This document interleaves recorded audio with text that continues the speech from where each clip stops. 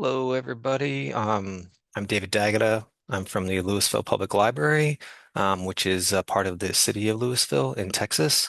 Um, so I'm going to talk about onboarding made simple for any department, especially like a city department or your library as well, depending how many employees you have, or at departments as well. So this can branch out between I oversee the accounts team, so this was kind of hatched out of our team. I want to give special props and shout outs to Daniel, Heather, and Melissa that are on my team because this is a group effort. So I definitely want to give them a shout out. I'm bad with last names. It's just how it is. But yeah, so here is what we have. So we'll just start this up.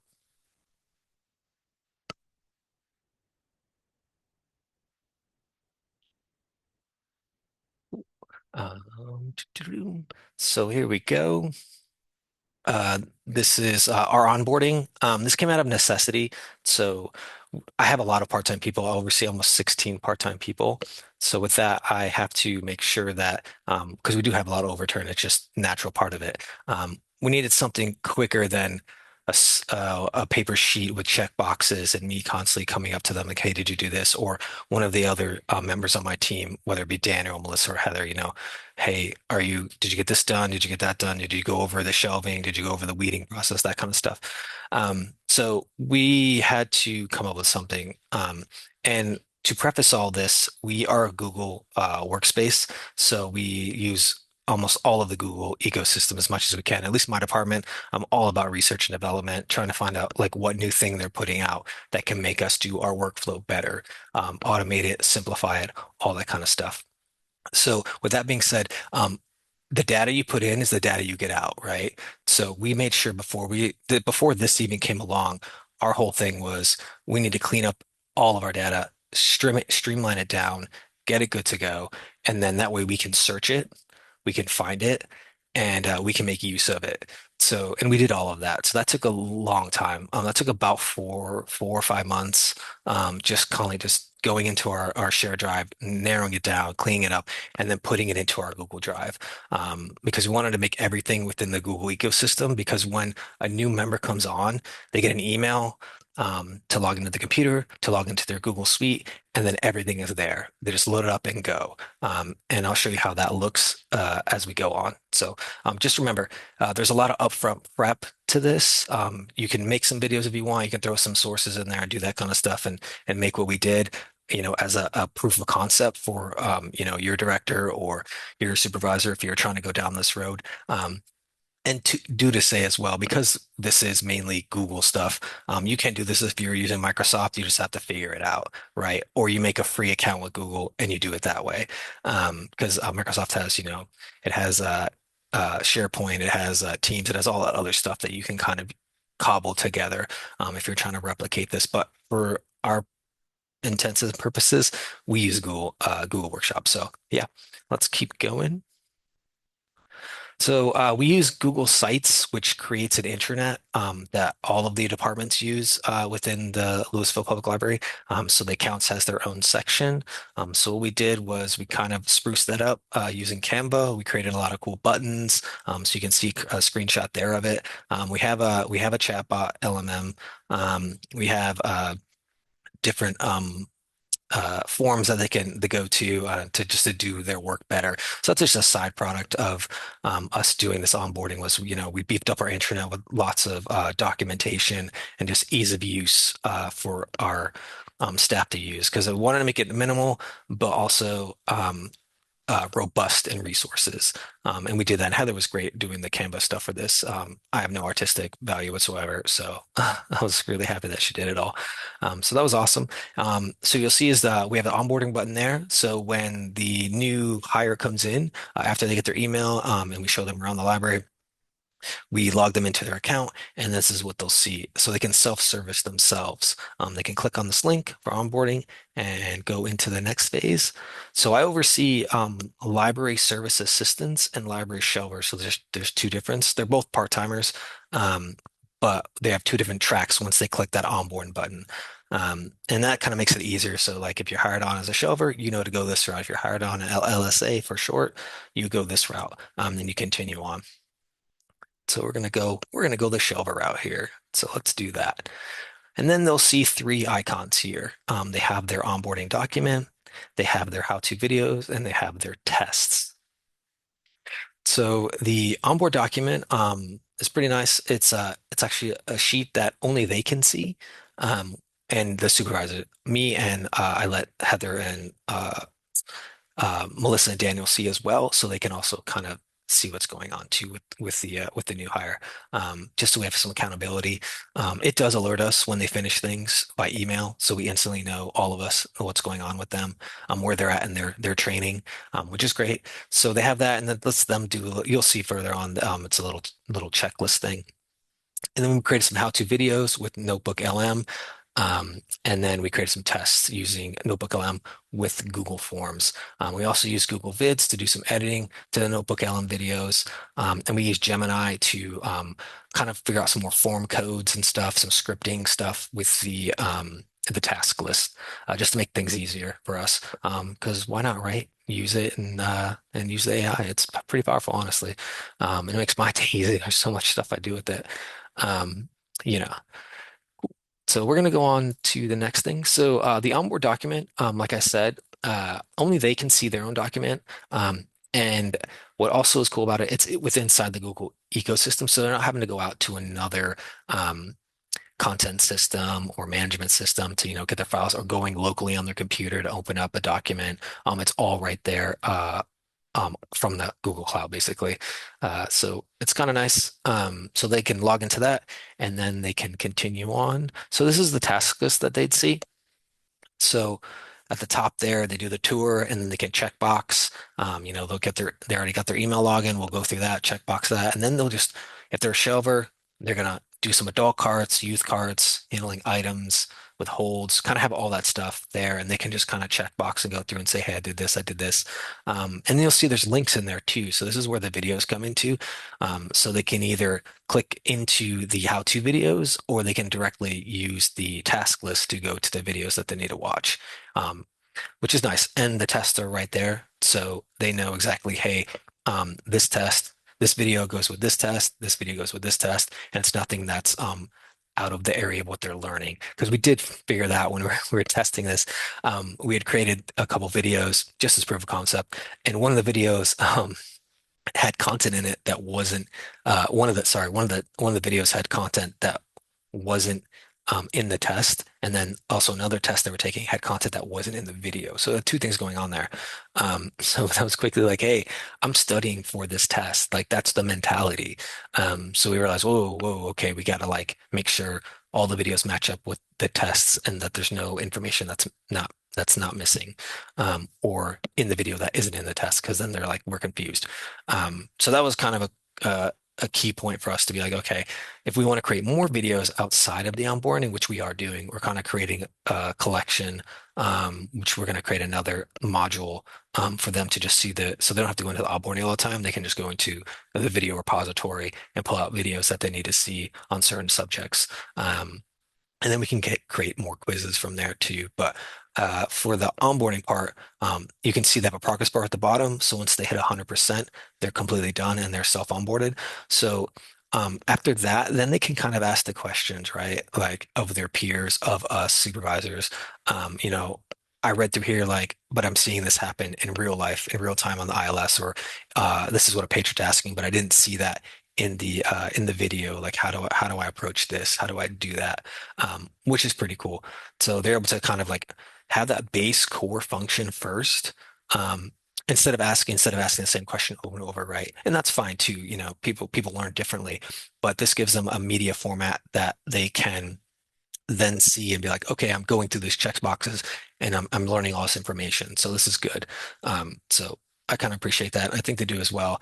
Um, well, I know they do because I heard the responses from it. So yeah, once we got done testing it, almost all of them were like, "Where was this when I first started?" And I was like, man, that's what I want to hear, right? You want to hear that, like, hey, this is working. Like, this really works. So that was cool. So you'll see we made some videos, like you have through the Notebook LM. We made a couple here. It's just little screenshots of them. I will show at the end two videos of one that we created in the beginning, and then one that we just recreated again to show the advancements that LM Notebook is doing, and actually help you see like, wow, this stuff's progressing pretty quickly within the AI field. So this is the process. So we use Notebook LM. I won't show a live version just because I'll let you guys do that on your own. So basically, you dump all the sources in or sync them to your Google Drive. We put a bunch of stuff for checkout. We put a bunch of stuff for holding periods, hours, all that kind of jazz. Anything we thought that the shelvers or the LSAs would need, they can find we can find here and make a video from. Also, a side note is that we are using Notebook LM, so we do have a chatbot that they can call all this information from. They can type in there. We have a little pop-up thing they do, and they can say, "Hey, how much is it to replace a DVD?" Or what hours are the Hive open? That's the makerspace we have here. And they can instantly find that stuff. Or how do we take credit cards? Stuff like that. All that stuff's detailed in there, which is great. Because it's kind of that minutia. You gets lost sometimes. How do we use the copy center, right? Like those Jamexes are always breaking. What do we do with those? So we have all that stuff kind of laid out for them to ask the bot and that kind of stuff. But we're also creating now videos on top of that. So it's like, okay, cool. I can, you know, okay, I've asked the bot this, but I need to see how this flows so I can watch the video and then get a better understanding. That's like the mentality of how I learn. So we're just kind of offering them way different ways of figuring stuff out. And obviously they can come talk to us too, which is fine. But sometimes we're all busy as well. You know what I mean? The library is you wear many hats, as many of us know. So you can see here too. Before you create one of the videos, you can actually prompt it. Greatest thing about doing with most AI, you can hard code prompts. So you can have it talk in a certain language. You can have it, focus on certain things. Have it theme out stuff. It just depends on you. We kind of limit we don't really use a lot of the prompting in the beginning because we want to see what the AI is going to make for us. Like what video content is going to create from the sources we're giving it over here. What is it going to output? And so and then we can go and I'll show you that we can go and edit later on. So we'll probably do like two or three of those, just spin them up and see what it gives us. Um, and the cool thing about that is you can have it spin up, leave it, come back in an hour, 15 minutes. It depends how many sources you have and how much content it has to condense into a video. So you kind of have to give time for that, which isn't bad, honestly, if you were to think about how much time it would take you to create all the Canva images, how much time it would take you to do voice narration, how much it take time to take you to do correct subtitles, how much time would it do transition phases, all that kind of stuff. If you really look at that, like 30 minutes of it rendering, that's pretty much just, a drop in the bucket of the whole process of creating material for a new user, right? So let's go on to the next thing. So we have some Shelver quizzes here. So from the videos, they can then go into the Shelving quizzes, and then those were created for Notebook LM. Honestly, they were pretty hard when we first did them. I took one of the tests as if I was pretending to be one of the shelvers, and I was like, I have a 50-50 chance of completing this. I don't know if that's good or not. I think we need to tone it down a little bit. So we did take some of the questions that the Notebook LM creates from the videos and generated that, and we kind of added our own in there just to make sure it was a little easier. Um, so it wasn't a complete like, whoa, this is really hard for them, kind of type thing. So especially if I was like having a hard time with it, right? Um, but anyway, yeah, so it's pretty cool. And that's just for them. So for them, um, it's to let them know and understand that like, hey, the video I just watched, I'm actually applying it to this and did actually extrapolate the ideas and the content from the video to answer these questions. Because we want to make sure that they're not just, okay, doom scrolling it, right? Like scrubbing it as fast as they can, playing it at 2 times speed, just to get through it. Like we don't want that. We want to make sure that, hey, they're actually turning on the captions if they need it, listening to it, doing all that stuff, and understanding it, watching it over and over if they need to. Like there's no limit. And we try, we don't really have a time limit on any of the videos, honestly, per se. Maybe I guess in our head we try to keep it under 10 minutes, if possible, or shorter, because we know the attention span is very short nowadays. And also the time to get off the desk or get off the floor to a computer and watch it. They can watch it mobily too if they can log into their account. So they can do that. But many prefer just to sit at their desk or even do it off hours. And just we just add that time to their clock or whatever, because it is learning and it is helping them progress in their job, which I am really excited about when I hear them, hey, we really like to use these videos, we really like to use these quizzes. Can we have more? Can we have more? Can we have more? So it's more of us now trying to catch up to demand at this point. Um, so here's another view of how we created the quizzes. So you can see we took some sources and then we put a little prompt in there, restrict the questions, that kind of stuff. Uh, you can do all that. Make multiple choice. I think that's majority of what we do is multiple choice, just because it helps them kind of at least if they don't know the answer to the question straight off, they can at least bounce off the different answers and compare, which I think is good. Because we don't want to make it super hard for them. We want them to actually feel engaged and like, hey, they're learning and they have successful outcomes from this. Um, And then here's the Google form. So this is what it looks like. And so when they finish the test, it gives us back the completion rate, all that stuff. Same with the task list. Once they're done with that, it gives us the completion list. Did they hit 100%? We try to put a funny thing in there where if they did like an extra class or something or checked one of the boxes off to the side that we kind of hidden, it would give them 110% just as a joke. Trying to make it a little entertaining, but we took that out for obvious reasons.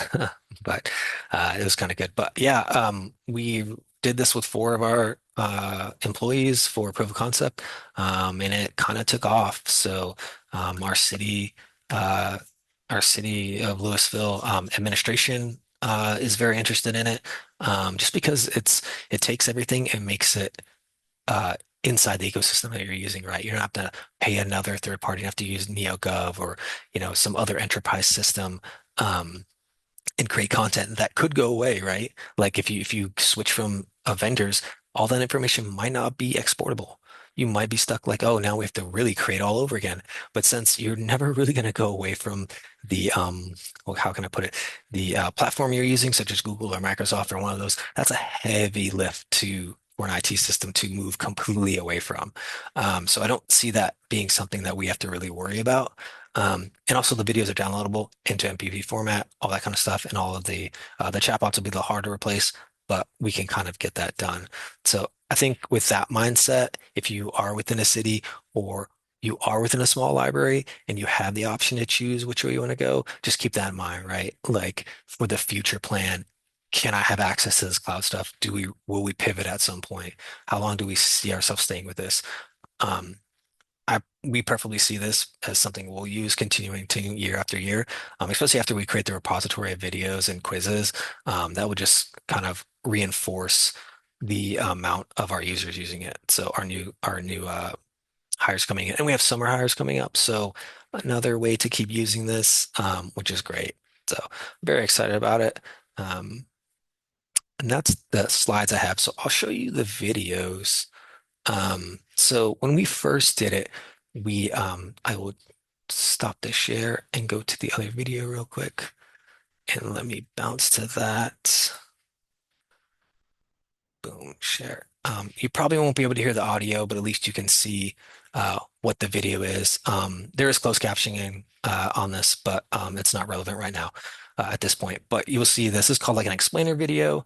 This is what they first came out with LM, where you can add your own images to it, and it would create uh, the whole video off of the sources and images that you put in there. It can also read text off of the images too, which is wild to us when we were first testing this. We're like, whoa, this thing can actually like pull text off images that we're putting in there. This is nuts.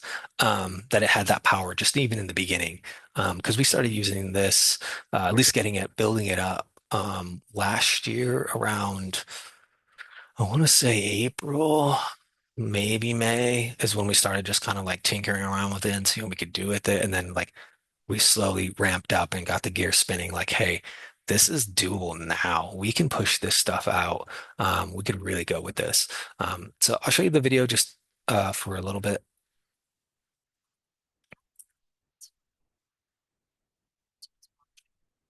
So there's a lot of narration on this. Um, and you'll see this is photos we actually put in. Um,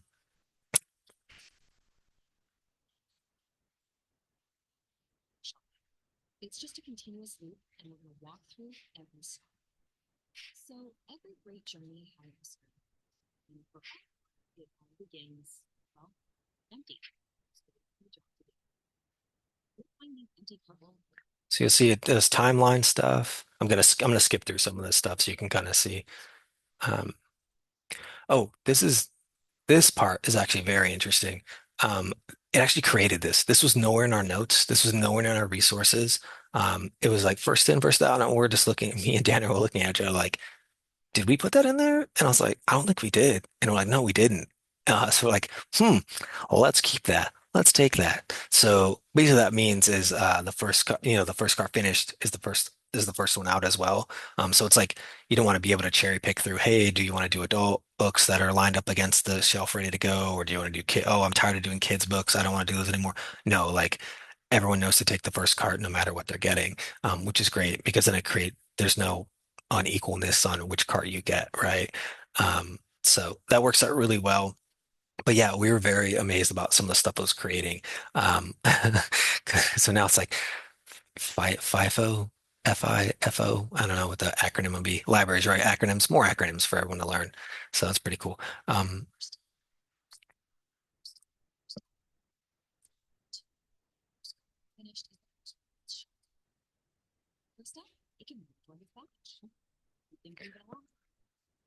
Cool.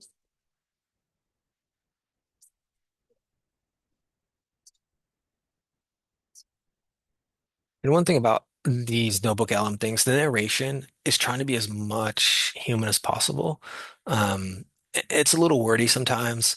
Um, which it can do that. But there is Google Vids. So a part of all this, once the video is created, we can see, oh, we didn't add this step to it, or we need to take out this step. We can go into Google Vids and open up the transcript part and actually edit out some of that stuff. And then put a little spacers in there because what happens when you cut out any of the information from the original video, it's like it's reading, it's going, okay, cut mark. Okay, cut mark. Like it just you can see the choppiness. Which for internal, take it as how you want it. Um, Internal use only is what we're doing this stuff for. It's not for the public, so it doesn't need to be 100%, fine and polished. But there is a ways to get in there and kind of edit that stuff out, add your logo in at the end of the video, that kind of stuff. Because a lot of there's a heavy notebook branding on it, notebook LM branding on it. So we're kind of doing some of that stuff, just so we know it's our stuff. Uh, but yeah, so this is what we originally had, and we're like, wow, this is great. And so I'll show you what we now are going to probably replace this video with. So I'm going to stop sharing my screen and I'm going to share the next video, which you'll kind of see, whoa, um, will be interesting.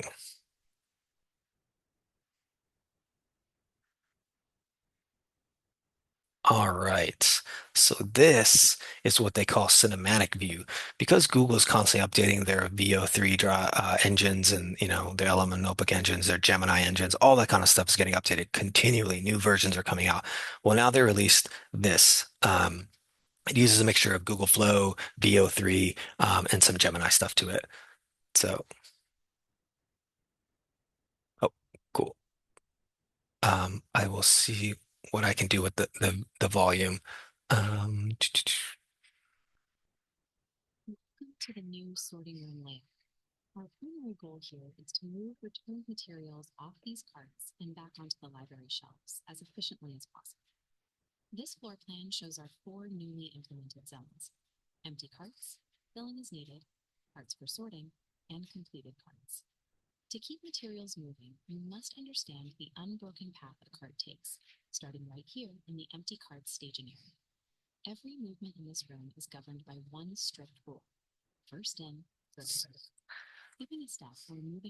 So there's that again, right?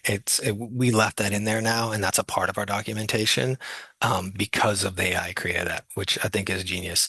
But you can see here now, right, from the video before, where it's more kind of walking you through the had a lot of the white backgrounds, a lot of the step-by-step kind of stuff. It has some of this in here, but it's more you can kind of theme it, you can make it more thematic and see, add how you want it to look. And kind of a more of a movie style to it. So if you want that, you can kind of do that now, which I don't know, we'll probably do it with some of them. Um, but this is one we wanted to start with first. Geographic path ensures materials never get lost in the shuffle. Let's look at the beginning of the line. Under normal conditions, books fall from the return slot into the sorter bins, untouched by staff. You must wait to intervene until a bin has reached its absolute capacity.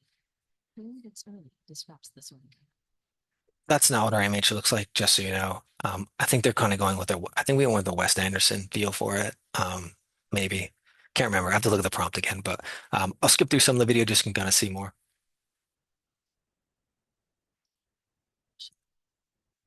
Cart, you have to identify it. Grab the designated bin card from the folder attached to that specific sorter bin. This card details the cart's exact contents. It must be physically placed on the cart right now, otherwise the sorting team won't know what they are looking at when it arrives. This diagram traces the cart's next required movement. Follow the red arrow path, wheeling the tagged cart over to the yellow Carts for Sorting staging area. Notice the instruction. Move full carts to the end of the line for sorting. This graphic demonstrates first in, first out in action. Carts enter the queue ex the standard cart. When exceptionally heavy books or oversized kits come down the sorter line, you need to physically retrieve them from the belt immediately. On the map, locate the pillar directly next to the sorter, the designated oversized item station. So there's a question about do the video come with audio descriptions for accessibility? It does. It does have those. When I downloaded them, they were stripped out for some reason. So, but when you access it in the Google workspace and pull it up through the Notebook LM Studio is what it's called, all that stuff is in there, which is nice. For some reason, when I downloaded it, that was not working.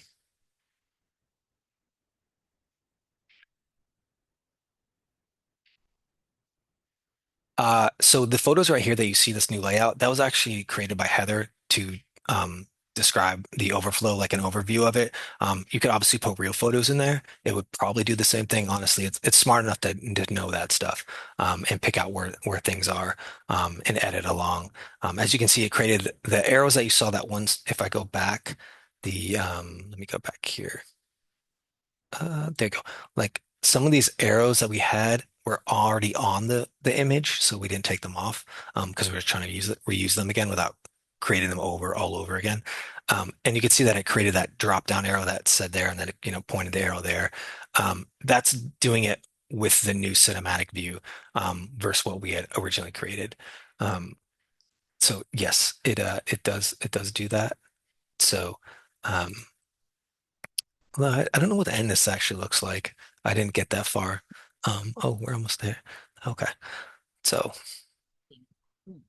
hmm. This floor plan operates like a highly We haven't released this video yet. We're still kind of like working on it. But I thought it'd be cool to show you like from the original video that we had, the explainer video to this new video, what we have going on. So pretty neat.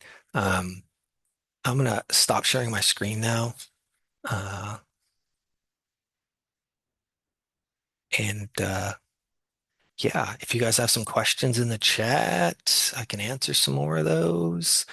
Um, I mean, how many people think they'll probably try to use this or implement this, you think? You can do like a wavy hand thing or a clap thing. Awesome. Yeah, like I said, we're pretty stoked on it, and we feel like it is going to definitely streamline a lot of things that we're doing here at Louisville. So, yeah, and I just want to thank my team for being like super into research and development, because without them, like, and us taking the time to dig into this stuff, we probably wouldn't have done it. We probably just like, hey, we're good with these papers here, right? We're good with checking boxes. Um, and so the programs we used were we used Google Sites, which creates the intranet. We used Notebook LM through the AI Studio. We used Gemini as well to do editing with like scripts and actual like functions within inside the task list to make that bar 100% across. We consulted Gemini and worked on that. And then we used Google Vids as well. It's another app that just kind of came out a couple months ago. And that will allow you to edit the transcripts and do all that kind of stuff as well to get kind of a more finite or polished output from the Notebook LM. But yeah, it took us a little bit, so kind of excited. We'll see where we go with the next level of it and just how it keeps going. Um, yeah. Actually, yes. So, not so much the internet. Because we're using Canva for that. Um, but I actually created a web app that was pretty, rough with CSS and HTML. Google just released Google Stitch, which pretty much creates any app or web app you want it to. So I threw that image of what it looked like, and it created a modernized, rounded version. Glass morphic is what I really was going for. And it looks way nicer, really good. So I would suggest using Google Stitch if you need to create HTML or code that you need to input, or images that you want, design images that you want. One thing I did, this is kind of, it's still AI, the Google Stitch stuff, but it does strip out, like I even put the source code in of all the HTML and the CSS that I created for the original metrics web app. It stripped out all of the app scripts and JS that I had in there. So just be wary of that once you try to create, if you're trying to use that program. Um, so, but yeah, that's kind of what I got. So hopefully this was pretty good for you. And I appreciate your time for, coming in and seeing what we had. And yeah, I wish you luck on all the onboarding stuff you want to do in your organization. Bye.